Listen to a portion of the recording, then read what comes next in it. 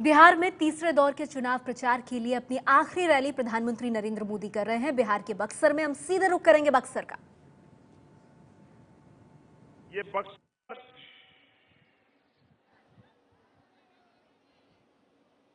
Tourism का केंद्र क्यों नहीं बन सकता है?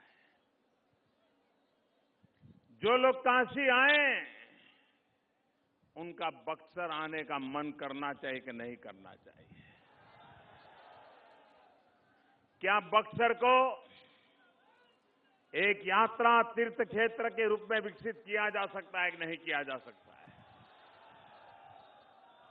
लेकिन भाइयों बहनों, इतनी सरकारें आके गई,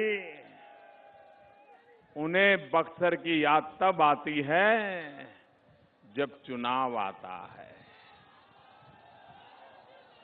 उनको बक्सर के नौजवानों की याद तब आती है जब उन्हें चुनाव याद आता है।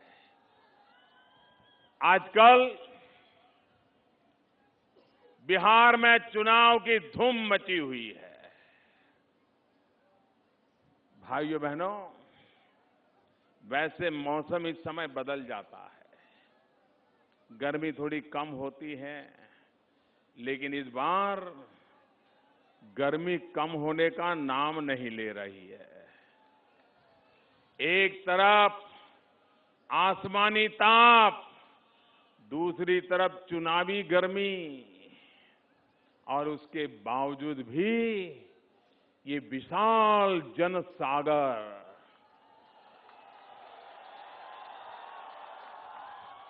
उधर भी मैं देख रहा हूं बाहर, वहां भी भीड़ ही भीड़ है। मैं इधर भी देख रहा था, लोग ही लोग हैं। ये सारे पोस्टर लगे, उसके उस पार एक और जैसा सभा चल रही है, और इधर तो नजर पहुंच ही नहीं पा रही है। भाइयों बहनों, चुनावी सभाएं तो हमने बहुत देखी है। ये दृश्य कभी देखने को मिल नहीं रहा है जो मुझे इस बार बिहार में देखने को मिल रहा है।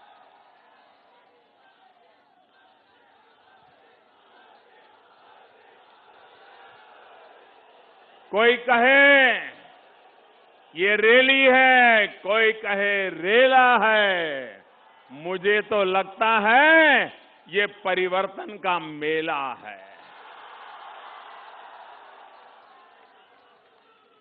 और इसलिए बिहार में परिवर्तन निश्चित मैं देख रहा हूं भाइयों। 25 साल के जुल्म का अंत 8 तारीख को सामने आने वाला है। आप मुझे बताइए, इस चुनाव में लालू जी ने और नीतीश बाबू ने, जिन्होंने बिहार में 25 साल राज किया, 25 साल सरकार चलाई, 25 साल में तो आपके परिवार में बच्चा पैदा हो तो 25 साल में होते होते मां बाप की जिम्मेवारी उठाने की उसमें ताकत आ जाती है। 25 साल कोई कम समय नहीं होता है। ये बड़े भाई छोटे भाई ने 25 साल सरकार चलाई, 25 साल। इस चुनाव में उन्होंने 25 साल के अपने काम का हिसाब देना चाहिए कि नहीं देना चाहिए? उन्होंने अपने काम का हिसाब देना चाहिए कि नहीं देना चाहिए? वो हिसाब दे रहे हैं? नहीं दे रहे हैं। हर दिन शाम को लालू जी और नीतीश बाबू की मीटिंग होती है, और उस मीटिंग में दोनों कौन किससे ज्यादा आगे है उसके गुणगान करते हैं। लालू जी कहते हैं आज मोदी को मैंने 4 चांटा मार दिया। तो नोटिस जी कहते हैं नहीं नहीं लालू जी, मैंने तो आज 5 चांटा मार दिया। तो फिर लालू जी कहते अच्छा, कल देखो, कल मैं मोदी जी को 10 चांटे मार के दिखाता हूं। फिर दूसरे दिन मैदान में दोनों उतरते। बिहार के विकास की स्पर्धा नहीं है, चर्चा नहीं है। कौन मोदी को कितने चांटे मारता है, कौन मोदी को कितना बदनाम करता है, उसकी स्पर्धा चल रही है। क्या इससे बिहार का भला होने वाला है क्या? लालू जी, नीतीश बाबू, अभी 5-7 दिन बचे हैं। आपके पास जितना कीचड़ है उछाल दो, जितनी गालियां पेंडिंग पड़ी हैं उपयोग कर लो, जितनी हमें पर आरोप करने कर दो। लेकिन लालू जी, नीतीश बाबू, ये समझ लीजिए, जितना कीचड़ ज्यादा उछालोगे कमल उतना ही ज्यादा खिलने वाला है। ये बिहार की जनता है। अगर पूरे हिंदुस्तान में चाणक्य को पूरी तरह किसी ने पचाया है तो बिहार की जनता ने पचाया है। और बिहार की जनता में राजनीति को समझने की जो सूझबूझ है वो शायद हिंदुस्तान में नंबर 1 पर है। उस बिहार की जनता को गाली गलौज करके आप अब गुमराह नहीं कर सकते हो। ये 90 का कालखंड नहीं है, ये 21वीं सदी है। ये नौजवानों के हाथ में बिहार है। उस बिहार को अब आप तबाह नहीं कर सकते हो।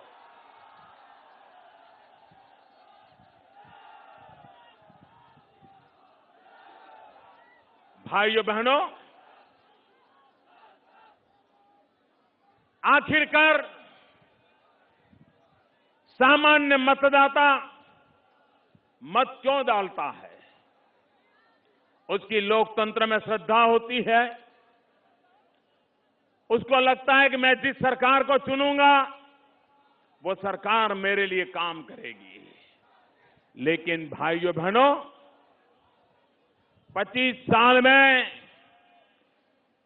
आपके भाग्य के इन्होंने बदला है। मैं जरा आपसे सवाल पूछना चाहता हूं।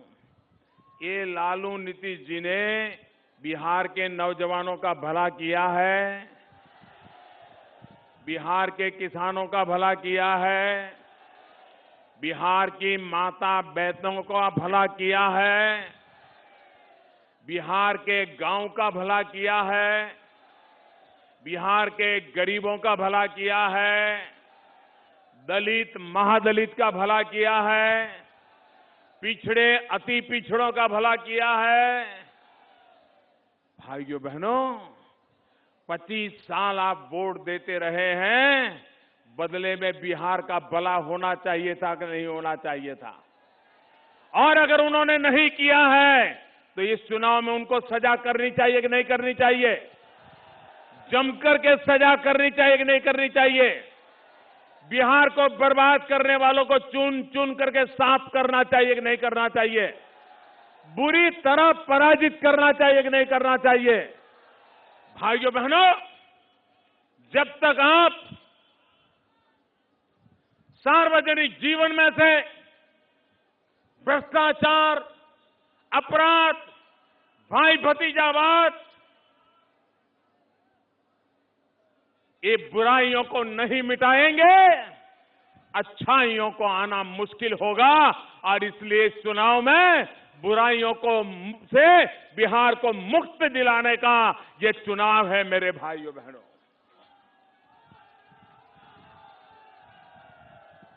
इस चुनाव में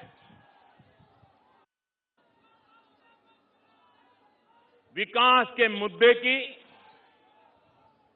चर्चा करने के लिए न लालू जी तैयार है, न नीतीश जी तैयार है। लेकिन मैं जरा कांग्रेस को पूछना चाहता हूं। खैर बिहार में तो उनको कोई पूछता नहीं है, लेकिन जरा देश के लोगों को पता चले कि कांग्रेस पार्टी भी बिहार में चुनाव लड़ रही है,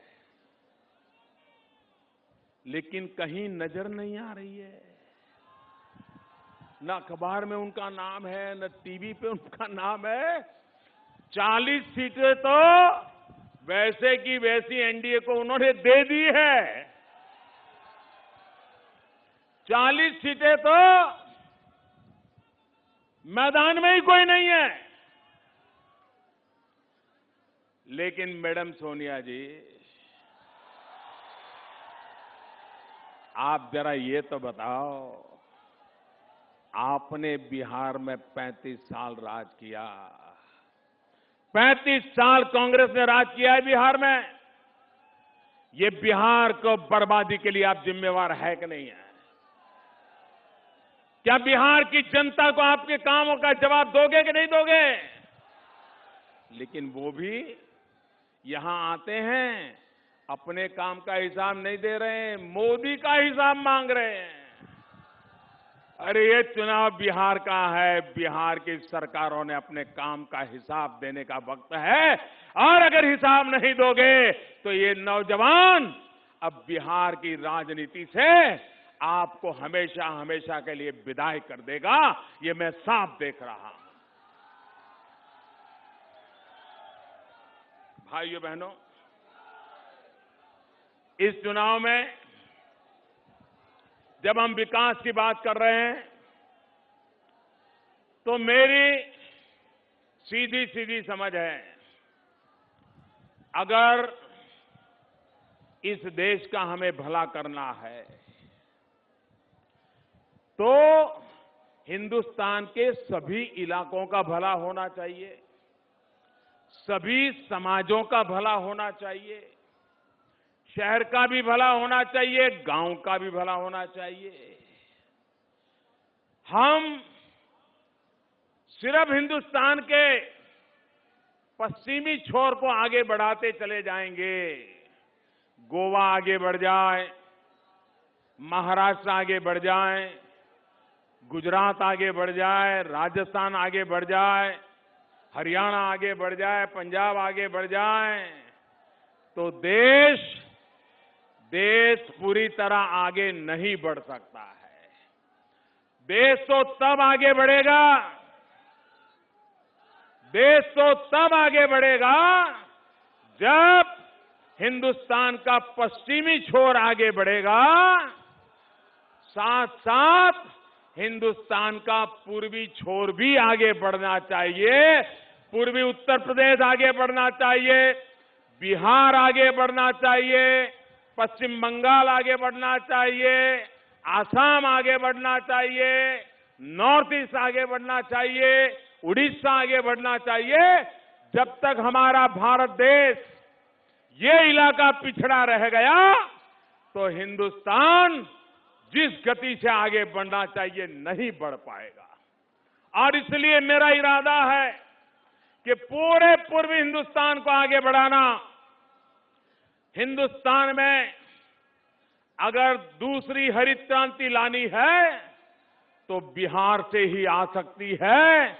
पहली हरित क्रांति पंजाब हरियाणा से आई, दूसरी हरित क्रांति बिहार से आएगी। बिहार के पास भरपूर पानी है, बिहार के पास उपजाऊ जमीन है, बिहार का किसान मेहनतकश भी है, बुद्धिमान भी है। वे अगर पानी मिल जाए तो मिट्टी में से सोना पैदा कर सकता है। आप देखिए, पंजाब में सिर्फ 5 नदियां हैं, 5, लेकिन पंजाब उन 5 नदियों का उपयोग करके कहां से कहां किसानों ने पहुंचा दिया। बिहार के पास जहां देखो वहां नदियां हैं। हमारे बक्सर में क्या पानी की कमी है क्या? लेकिन खेतों में पानी पहुंचता है क्या? हमारी नहरों में पानी है क्या? कौन जिम्मेवार इसके लिए? अरे मनरेगा के इतने पैसे आते हैं, भारत सरकार से आते हैं। आप मनरेगा में यहां की नहरों की सफाई करवा देते, अरे तो भी पानी किसान के खेत में पहुंच जाता और मेरा किसान मिट्टी में से सोना पैदा करके देश का पेट भर देता। लेकिन नहीं किया। और इसलिए मेरे भाइयों बहनों, ये ऐसा इलाका है जो कभी देश का पेट भरने का ताकत रखता था। आज वहां का किसान अपने बेटे को कहीं नौकरी के लिए चले जाने के लिए उसको समझा रहा है। बूढ़ा मां बाप कहता है, बेटा तुम कहीं जाओ, हम तो बुढ़ापे में गुजारा कर लेंगे। ये स्थिति मुझे बदलनी है। और इसलिए मेरे भाइयों बहनों, ये चुनाव विकास के लिए चुनाव होना चाहिए। कौन विकास करेगा उनको स्वीकार करना चाहिए और विकास के मुद्दे पर बिहार को आगे बढ़ाना चाहिए। इसलिए मैं आपसे आग्रह करने आया हूं। हमने 1,25,000 करोड़ रुपए का पैकेज घोषित किया। 1,25,000 करोड़ रुपया ये सामान्य नहीं होता है भाइयों। और पुराने कागज पर लिखे हुए पैसे, लेकिन दिए नहीं थे। ऐसे दूसरे 40,000 करोड़ कुल मिला के हो गया 1,65,000 करोड़ रुपया। मेरे भाइयों बहनों, बिहार में 1,65,000 करोड़ रुपया आएगा।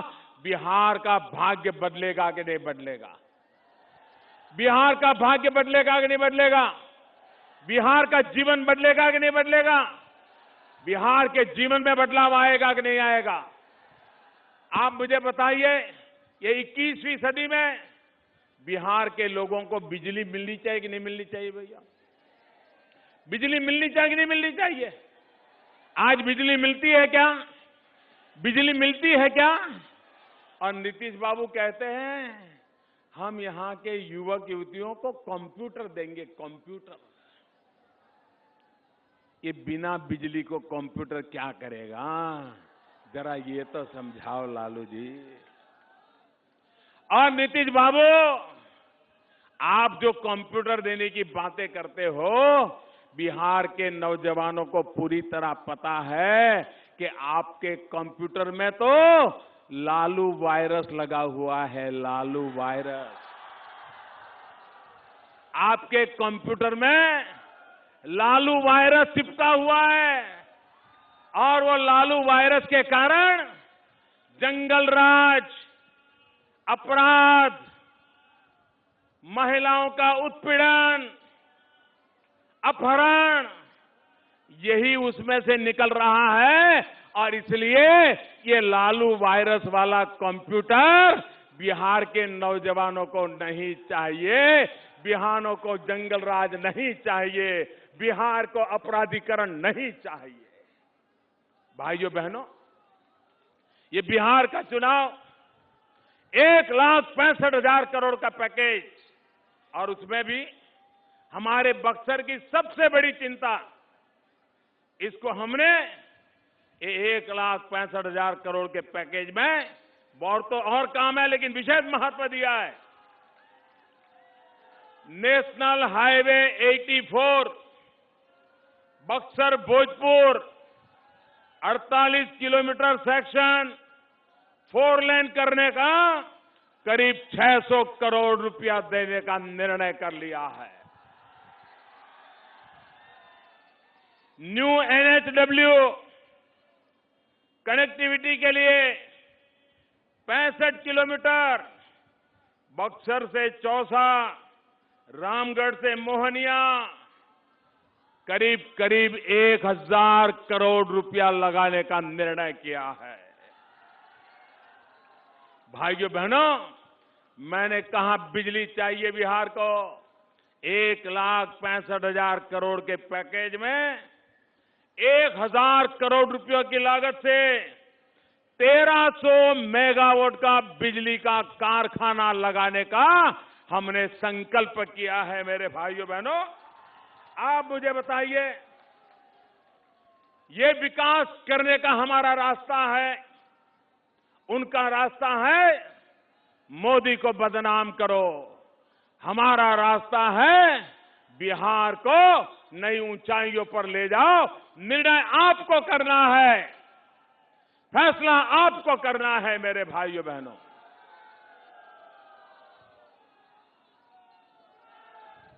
मैं जरा ये महास्वार्थ बंधन के लोगों से पूछना चाहता हूं, अब इनकी स्थिति क्या है? जब उनका लोकतंत्र में से भरोसा उठ गया, जब जनता में से भरोसा उठ गया, ये चारों तरफ इतनी जबरदस्त रैलियां देख रहे हैं।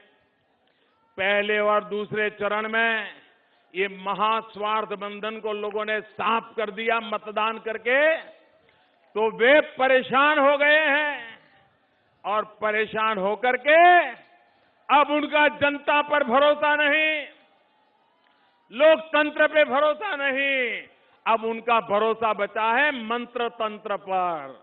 मुझे बताइए मेरे भाइयों, आप मुझे बताइए, बिहार को मंत्र तंत्र चाहिए कि लोकतंत्र चाहिए?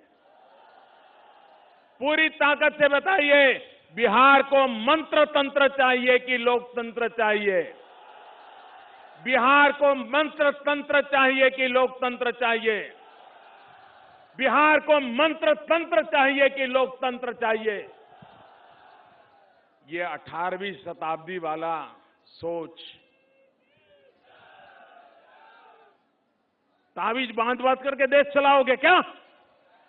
बिहार का भला इससे करोगे क्या? अरे बिहार के नौजवान को ये जंतर मंतर नहीं चाहिए, उसको तो नौकरी चाहिए, रोजगार चाहिए, पढ़ाई चाहिए। और इसलिए भाइयों बहनों, विकास के लिए मेरी बहुत सीधी सादी फॉर्मूला है। मेरा 6 सूत्री कार्यक्रम है, 6 सूत्री कार्यक्रम है। 3 सूत्री है बिहार राज्य के लिए और 3 सूत्री है बिहार के एक एक परिवार के लिए। भाइयों बहनों, ये मेरा 3 सूत्री कार्यक्रम है। बिहार राज्य के मेरे 3 सूत्र हैं: बिजली, पानी और सड़क। अगर बिहार को बिजली मिल जाए, उद्योग लग जाएंगे, नौजवान को रोजगार मिलेगा, बच्चों को अच्छी शिक्षा मिलेगी, जीवन में बदलाव आएगा। पानी मिला तो किसान मिट्टी में से सोना पैदा कर देगा। अगर सड़कों का जाल बिछा दिया तो बिहार नई ऊंचाइयों पर पहुंच जाएगा। और इसलिए बिहार राज्य के लिए बिजली, पानी, सड़क, और बिहार के परिवारों के लिए क्या? अगर बिहार के परिवारों का भला नहीं हुआ और राज्य में सड़कें लग गई तो काम नहीं होने वाला है। तो बिजली, पानी, सड़क का जितना महत्व है, उतना ही 3 और सूत्रों का महत्व है। और वो 3 सूत्र है,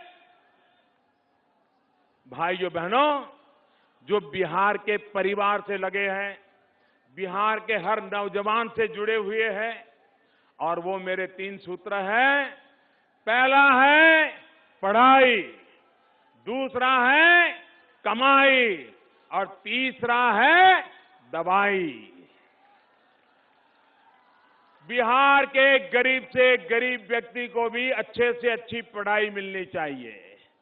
पढ़ाई करने के लिए लाखों रुपया खर्च करके यहां के नौजवानों को बिहार छोड़ के जाने की नौबत नहीं आनी चाहिए।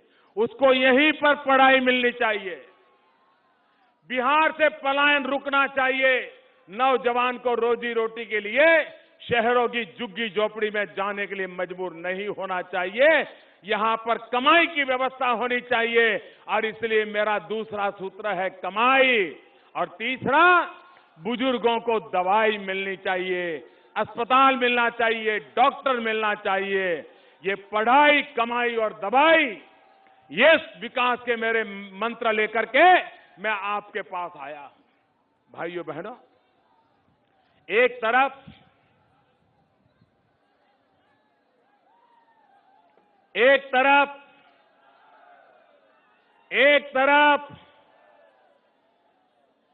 विकास की चर्चा हो रही है और वे विकास के उनके पास मुद्दे नहीं है, दिल्ली सरकार के खिलाफ कुछ कहने को नहीं है, हमारी इन तीनों पार्टियों के खिलाफ कुछ कहने के लिए नहीं है, और इसलिए वो झूठ चलाते रहते हैं, झूठ चला रहते हैं। आरक्षण आरक्षण आरक्षण का भूत खड़ा किया जा रहा है। मैं जरा पूछना चाहता हूं, मैं गंभीर सवाल पूछना चाहता हूं, अगर हिम्मत है तो लालू जी जवाब दें, हिम्मत है तो नीतीश बाबू जवाब दें, और हिम्मत है तो मैडम सोनिया जी भी जरा बोल दें। भाइयों बहनों, आरक्षण के संबंध में मैं गंभीर सवाल पूछना चाहता हूं। राजेंद्र बाबू इसी धरती के संतान, संविधान सभा में बैठते थे, संविधान बना तब चर्चाएं होती थी, बाबा साहब आंबेडकर नेतृत्व करते थे, विस्तार से चर्चा होती थी। जब आरक्षण की चर्चा हुई तब देश के संविधान निर्माताओं ने एक बात बहुत ही डंके के चोट पर कही है, पूरी संविधान सभा में कही है कि इस देश में संप्रदाय के आधार पर आरक्षण नहीं देना चाहिए, धर्म के आधार पर आरक्षण नहीं देना चाहिए। हिंदू, मुसलमान, ईसाई, पारसी, इस प्रकार से धर्म के आधार पर आरक्षण नहीं देना चाहिए। ये भारत के संविधान निर्माताओं की चर्चा में साफ साफ नजर आता है। दूसरी बात, सभी राजनीतिक दल चुनाव के समय 2%, 5% आरक्षण बांटते थे, चुनाव जीतते थे। सुप्रीम कोर्ट ने निर्णय किया, सुप्रीम कोर्ट ने कहा कि 50% से अब आगे किसी को कोई आरक्षण बढ़ाने का हक नहीं है। पूरे हिंदुस्तान में अब 50% पर कैप लग गया है, उसके आगे कोई सरकार जा नहीं सकती, सुप्रीम कोर्ट ने कहा है। अब किसी को भी आगे बढ़ना है तो उसमें से कोई न कोई बेईमानी करनी पड़ती है। लालू जी, नीतीश जी, सोनिया जी और भी कुछ राजनीतिक दल वो क्या करने जा रहे हैं आपको मालूम है? मैं दलितों को पूछता हूं, मैं महादलितों को कहता हूं, मैं पिछड़ों को कहता हूं, अति पिछड़ों को कहता हूं, एक पाप की योजना बना रहे हैं लोग, पाप की योजना। आपका आरक्षण में से 5% छीनने का षड्यंत्र ये सारे लोग कर रहे हैं, मैं चेतावनी देता हूं। 5% आरक्षण दलितों में से, 5% महादलितों में से, 5% पिछड़ों में से, 5% अति पिछड़ों में से, उनमें से निकाल करके संप्रदाय के आधार पर दूसरे संप्रदाय को देने का इनका षड्यंत्र चल रहा है। भाइयों बहनों, मैं बताता हूं, मैं जिस घर में पैदा हुआ हूं, अति पिछड़ा होने का क्या कष्ट होता है वो मैंने जिया है। मैं गरीब मां की कोख से पैदा हुआ हूं, मैं चाय बेचते बेच के बड़ा हुआ हूं, और इसलिए आज मैं बिहार के दलितों को, बिहार के महादलितों को, बिहार के पिछड़ों को, बिहार के अति पिछड़ों को आज मैं विश्वास दिलाता हूं कि आप में से रत्ती भर आरक्षण कोई छीनने की कोशिश करेगा और किसी और संप्रदाय के नाम पर देकर के वोट बैंक की राजनीति करने की कोशिश करेगा, मोदी आपके आरक्षण की सुरक्षा के लिए अपनी जान की बाजी लगा देगा। और इसलिए मेरे भाइयों बहनों, ये जो षड्यंत्र कर रहे हैं, आज मुझे इस षड्यंत्र को खुला करना, ये मेरी जिम्मेवारी बन गई है। और मैं पूछता हूं लालू जी को, आरक्षण की इतनी बातें कर रहे हो, जब भारत की संसद में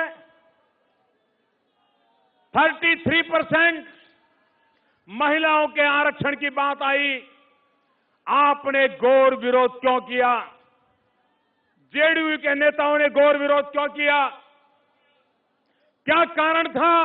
ये महिला विरोधी चेहरा लेकर के घूम रहे हो। और मैडम सोनिया जी, महिलाओं के आरक्षण में रुकावट करने वाले इन दो दलों के साथ आप एक गठबंधन कैसे कर रहे हो, जरा जवाब दो। मैं आज बक्सर की धरती से कांग्रेस को, मैडम सोनिया जी को, लालू जी को, नीतीश जी को, भारतीय जनता पार्टी पर झूठे आरोप लगाने वालों को गंभीर सवाल पूछना चाहता हूं। जब अभी थोड़े दिन पहले बिहार का एक मंत्री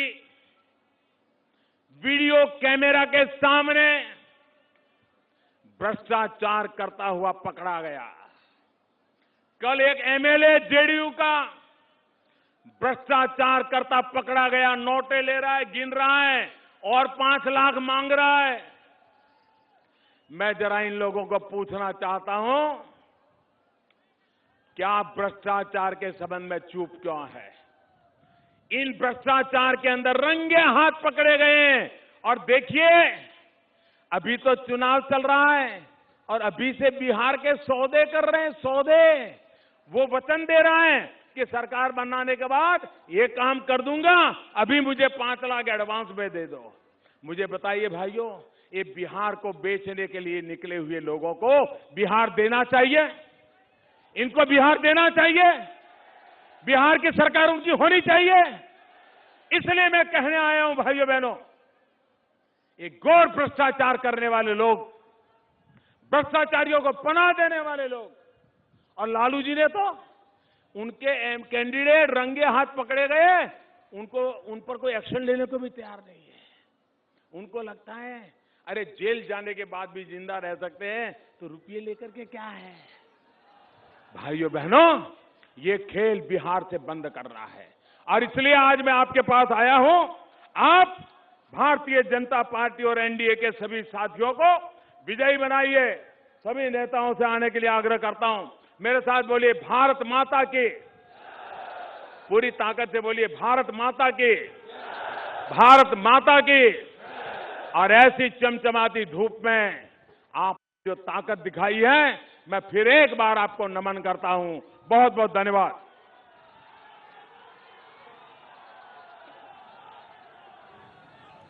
बिहार के बक्सर से प्रधानमंत्री नरेंद्र मोदी की ये रैली